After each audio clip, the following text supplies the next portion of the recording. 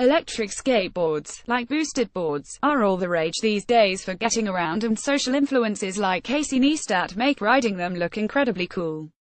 But size and price remain top reasons why people like me haven't bought one.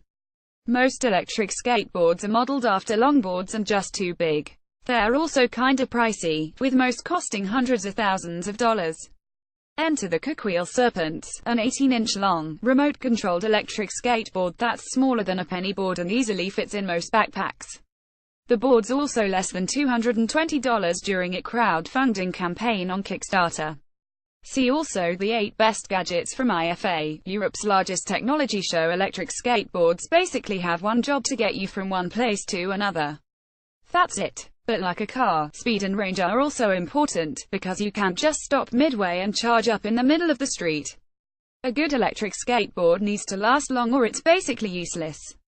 I've been trying the Serpents for the last few months, using it to cruise around the outer borough of Queens in New York and occasionally in the city to cut across avenues, and make short trips from uptown to downtown and vice versa. The board only weighs about 6 pounds and the sturdy Canadian maple and bamboo composite has held up quite well.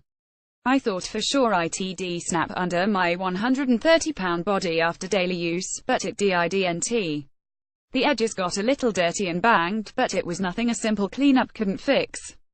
The Serpents is even smaller than a penny board. Image Raymond Wong. Mishablet Serpents has a single hub-driven motor within one of its rear wheels.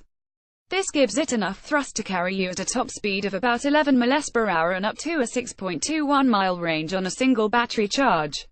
By most accounts, these are unimpressive figures, especially when compared to a boosted board, which uses a belt drive system to achieve faster acceleration up to 20 miles per hour with the dual model and up to 22 miles per hour with the dual, and a 7-mile range up to 12-mile range with extended battery. But you can't compare the Serpents to the boosted board. They're completely different animals, like cars in different classes. This mini electric skateboard is way less powerful, but it's exactly the kind of board that's perfect for getting around a city, especially short distances. A plastic remote control is included with the electric skateboard that has a slider for accelerating and braking. There's also a switch on the side for changing between eco mode and sport mode. The latter gives you more speed, but at the expense of battery life and range, so only use sport mode if you absolutely must go faster. Don't be an idiot. Wear a helmet and protective gear. The skateboard is generally great for cruising on straight paths, but it's not without its faults. Turning is a little tricky. You have to turn earlier and wider. The guys at Cookwheel warned me that I would need some practice balancing on such a small board, but I had no real problems adjusting since I'm already adept at riding a penny board, which is just a few inches longer. Rough roads and potholes are the Serpentice's biggest enemies. Unlike a longboard-style electric skateboard which has some good flex and is designed to glide right over most bumps, the Serpentice's small rigid deck means even a twig, a small rock, could send you flying through the air. So definitely wear a helmet, and any other protective gear. Don't be an idiot. These wheels are thick, but they won't save you from a rock in the road. Image Raymond Wong. Mashabala. Longer and heavier electric skateboard might not be a problem when you're riding it on the street, but it's kind of annoying when you need to bring it into establishments like stores or restaurants.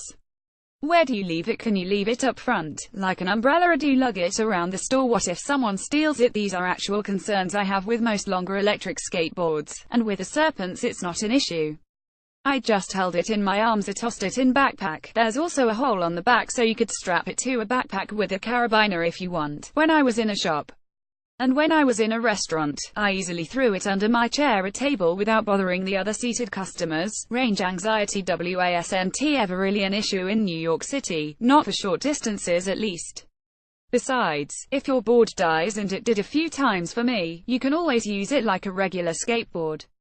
Yeah, you have to kick it, but it's good exercise if you're looking for an electric skateboard as your main mode of transportation. The Serpents is not for you.